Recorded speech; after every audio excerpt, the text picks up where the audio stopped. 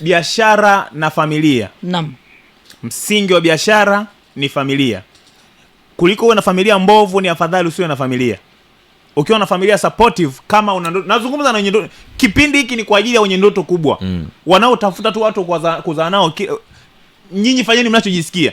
Na lolote liwakute. Lolote liwakute. Nazungumza kijana mwenye malengo, kijana mwenye ndoto. Nitafunga kwa namna moja ama mbili. Naam. Kijana, mwanaume hautaambiwa kila kitu. Kabisa. Hautaelezwa vyote. Sawa. Lakini utashauriwa. Usalama zaidi. Ndio. Usalama zaidi. Ukimpata anayejua unakoenda. Gharama yote inafaa kuwa naye. Chukua kuliko kwenda kulipia mentor. Na pia naomba niseme tu kwamba ukimpata ambaye mnaweza mkashauriana, mkajenga wote from the ground, usizibe masikio wala macho. Mnaweza mkafika sehemu. Sasa hivi kidogo tuko pamoja. Asante sana.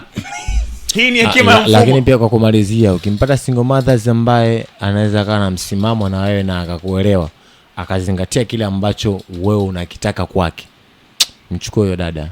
Kabisa, tuna support hilo. Mchukue huyo dada kwa sababu mimi jamani. Namba haitatolewa lakini. Hatutoi namba. Kwa sababu amesema wakiwepo wengi. Inaonekana wewe unawatafuta wewe. Yani na hata Mungu akinipa sioni sababu mmoja, upewe mmoja. Ukawahi kwenda kuslimu upate wanne. Sioni, hapana, uwezo huo babangu unatoa wapi? Mimi ni kwa ajili ya mmoja. Asante sana, hapa ni Alkebulan Media. Hii ni hekima